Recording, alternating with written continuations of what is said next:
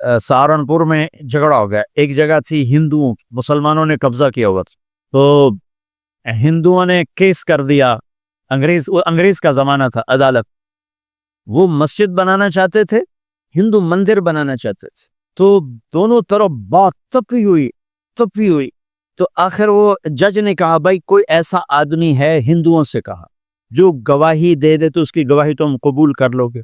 और मुसलमानों से ये पूछा, तो हिंदुओं ने कहा, जी हाँ, मुफ्ती मुजफ्फर हुसैन साहब अगर गवाही दे दें कि जमीन मुसलमानों की है तो हम दे देंगे।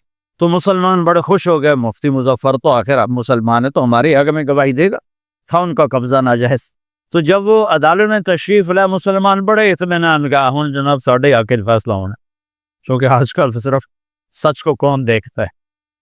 तो अंग्रेज जज ने पूछा, हाँ जी मुफ्ती साहब आप क्या कहते हैं? फरमाने लगे, देखो जज साहब, ये जमीन हिंदुओं की है और मुसलमानों ने कब्जा किया। तो मुसलमानों ने गालियां निकालनी शुरू, वो यहूदियों वाला बन गया ना, गालियां निकालनी शुरू कर दी। तो अंग्रेज जज ने कहा, आज मुसलमान हार गए और इस्लाम जीत गया। आज मुसलमान हार गए और इस्लाम जीत गया। अपनी हार मान के इस्लाम को जिता, सच बोल के इस्लाम को जिता। झूठ के साथी न बनो, सच के साथी। झूठ के कागज बनाकर कोई बेनिफिट हासिल न करो। मैं न्यूजीलैंड गया, मैं हैरान हो गया, एक हफ्ता में रहा, डिप्रेशन का शिकार रहा कि मुझे बताया गया कि पूरे न्यूजीलैंड में एक आदमी झूठ नहीं बोलता सिवाय पाकिस्तानियों के, बंगालियों के और इंडियन। जो बंगाली, जो पाकिस्तानी, जो इंडियन पहुंचे, ये झूठ बोलते हैं, हेरा फेरी करते हैं, इनमें एक आदमी झूठ नहीं बोलता। सच तो एक आलमी सिफत है, जो अल्लाह को नहीं मानता वो भी कहता सच बहुत आला चीज। और तुम्हें तो तुम्हारा नबी कह रहा है, अस्सिद्क़ु युंजी वल कज़्ज़िबु युहलिक, सच नजात देता है, झूठ हलाक करता है। आप तशरीफ ले जा रहे थे, आपको आवाज आई, या रसूल अल्लाह। आपने इधर उधर देखा, कोई नजर नहीं आया, फिर आवाज आई, या रसूल अल्लाह। फिर आपने देखा तो एक हिरनी आपको पुकार रही थी, हिरनी, वो बंधी हुई रस्सी के साथ। तो आप उसके करीब गए, क्या हुआ? कहीं आपका साथी मुझे पकड़ के लाया है, मेरे छोटे छोटे बच्चे हैं, भूख से वो तड़प रहे होंगे, आप मुझे छोड़ दें, मैं उनको दूध पिला के वापस आ जाता। अब वो पराई चीज है। तो आपने कहा, अगर तू वापस ना आई तो फिर? अगर मैं वापस ना आई तो अल्लाह मुझे आग में डाल दे, जहन्नम। तो आपने उसकी रस्सी खोल दी और खुद वहीं बैठ गए। वो दौड़ते दौड़ते पहाड़ों में गायब हो गए और आप वहीं बैठे रहे।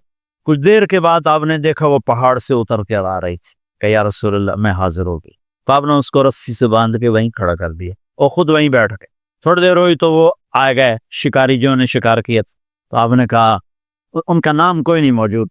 तो आपने कहा, मेरे भाई मेरी एक दरखास्त है, आप पूरी करेंगे? कहा या रसूल अल्लाह क्यों नहीं, कई हिरनी मुझे हदिया कर। कहा या रसूल अल्लाह सब कुछ आपका है, कहा बस मुझे हिरनी चाहिए, कब ले ले। तो आपने उसकी रस्सी खोली, कहा जा बेटी अपने बच्चों के पास मौज खा। सच नजात देता है, झूठ हलाक करता है। तो उसने यूं आपके सामने सर झुकाया शुक्रिया का और 4 कदम दौड़ी, फिर पीछे मुड़ी, फिर आपको देख, फिर यूं सर झुकाया, फिर आगे गई, फिर थोड़ी दूर गई, फिर यूं पीछे मुड़ी, फिर आपको देखा, फिर यूं सर झुकाया, फिर यहाँ तक वो नजरों से ओझल नहीं हुई, वो आपको मुड़ मुड़ के यूं सलाम करती गई। सच तो एक हिरनी को नजात दे गया, तुम्हें नहीं देखा। तुम्हें किस पागल ने कहा झूठ बोल के पैसा बचाओ, झूठ बोल के कागज बनाओ, धोखे दे के पेपर बनाओ?